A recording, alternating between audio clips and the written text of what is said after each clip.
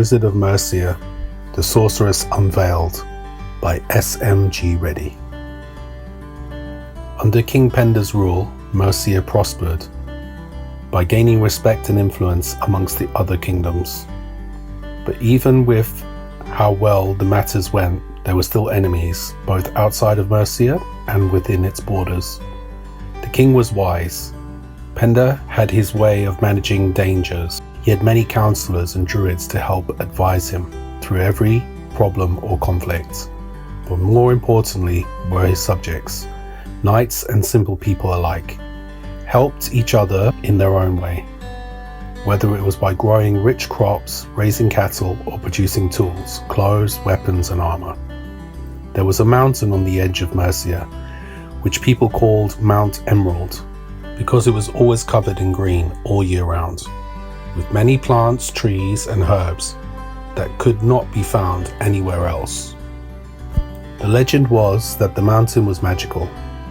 When the old people lived in these lands, many fairies and other magical creatures inhabited this mountain region. But ever since things changed, this mountain remained filled with legends, but never inhabited by humans. It wasn't for any curse or something like that, but the main reason for it not being inhabited was the fact that it was located near the Northumbrian border. People tried to avoid living near the borders because everyone knew about the tense relationship between Northumbria and Mercia. However, some travelers started noticing signs of life on Emerald Mountain and reported this to the Druid Council and to the king. At first, there was nothing to indicate that anyone had taken refuge on the mountain, except the paths and fire pits left cold after rest. But very soon, King Penda's scouts started noticing dead animals and some kind of illness that took the plants. Bit by bit, the reports grew darker and more concerning, until one day one of the scouts disappeared.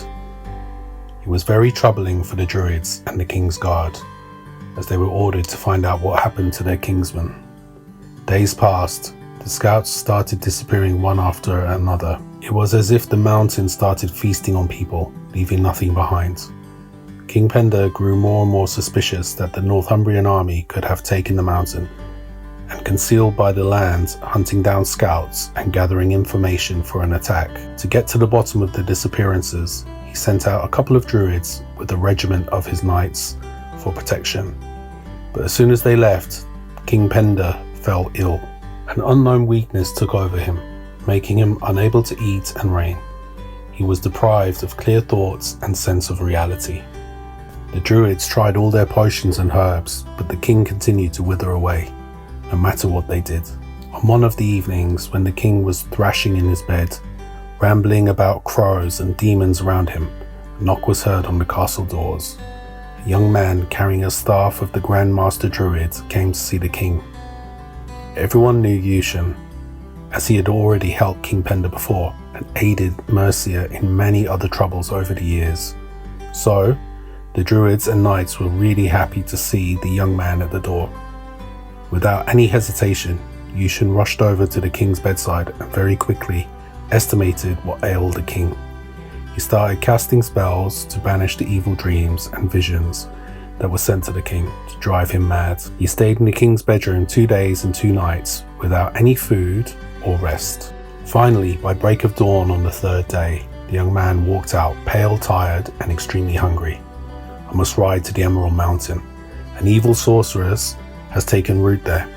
It was her spell that made our king sick," he replied to the king's council that were waiting patiently for him all this time. He was persuaded to take a short rest while they prepared some provisions and an escort of guards. The young wizard agreed. By the time his horse, Enquiries, was prepared, provisions packed, and a number of knights gathered to ride for the mountain, Ushaun was already on his feet and ready for the road. He ate in the saddle, leaving King Penda to recover in the trusted hands of his friend Oculus. "Keep him safe for the sake of Mercia," Ushaun spoke. The road was not very long, as Ushaun used his magic to quicken the pace of the horses, so by the time they arrived, the first regiment was only finishing their initial investigation. "We found carcasses in one of the caves," the regiment captain reported to the young wizard. If not for the crows, we could have passed it without noticing. We found no wounds that would have led to this man's death, sir, added one of the scouts. And you would not, Ushaun replied, for they were smitten not by steel, but by magic. Remain here, I will deal with our enemy. He had foreseen the coming of a Northumbrian sorceress that would try to kill King Penda, so he already knew where to find her and how. Isadora was her name, and she was once engaged to Gerard, the King of the North. After a mighty battle that saw victory for Mercia, King Gerard of Northumbria agreed to marry King Penda's cousin, uniting the kingdoms by blood and keeping the peace. Isadora was cast out. Filled with pain and rage, she vowed to have her revenge. He set off on foot, as the path to the sorceress lay through many rocky mountainsides and very narrow passages. By sunset, he reached a dark stone circle, the stones that were once visited by many druids and necromancers of the past. When they were only starting to learn the art of magic, Ushaun knew this place still held ancient magic, and the sorcerer used it to hide her abode. "Winds of the land, help me," Ushaun muttered, reaching out to the magic coursing through his veins. He listened as the tree spoke, and it told of a dark shadow up ahead. Suddenly the whole place was blown by many different winds. Ushaun saw how they gathered into one strong whirlwind. The illusion was breaking and flickering away. Where once was nothing now stood a small tower built in black stones, and a figure stood on top, looking angrily at the young wizard. "How dare you come to my home and attack me by this foul, bland magic?" the sorceress screamed. She set out a dark fog that flowed towards Ushaun, but he was ready. His shield reflected her blow and gave him time to cast his own spell. The battle began, fast, relentless, and unnerving. "I will not give you this land, Isadora Crow." Ushaun set off a fireball towards the sorceress, and his spell reached her, throwing her off the tower. They continued their battle on ground, casting spells at each other, until Ushaun managed to capture the sorceress in an earthed grasp, a spell he had learned as a child. The roots of the trees she had so easily discarded bound her hands and feet. Restrained and unable to cast anything, the sorceress let out a high-pitched scream that shattered the mountain. Ushaun cast his last spell, cursing the evil sorceress to roam the sky until the end of times, lonely and deprived of her magical powers. "Your name is Crow, now off you go." As the spell took root in her, Isadora screamed and tried to get out of the earthed grasp that held her still, but she couldn't escape. Her body crackled and bent. Changing itself, the transformation began. Feathers grew, an elongated mouth became a black beak, arms turned into wings. Finally the spell was finished, and Isadora Crow became nothing but a black feathered bird that could only peck and scratch, but not able to cast a single spell. Ushaun let her go and returned to his men.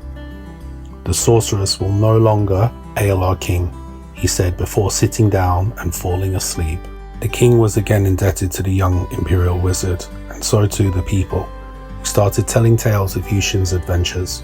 And so it was a time for peace within the lands of Mercia and even further north. Ushaun returned to his home in Carmarthen and to his studies. From time to time, he could hear the sound of an old crow in the far-off distant Wrangleberry woods, a place few people would dare to venture. He would smile to himself as he knew it was Isadora Crow. Like his father before him, Ushaun Emrys lived to be very old, and he did manage to keep his promise to his mother. He protected the land, its people, and followed the path to walk always in the light. The end.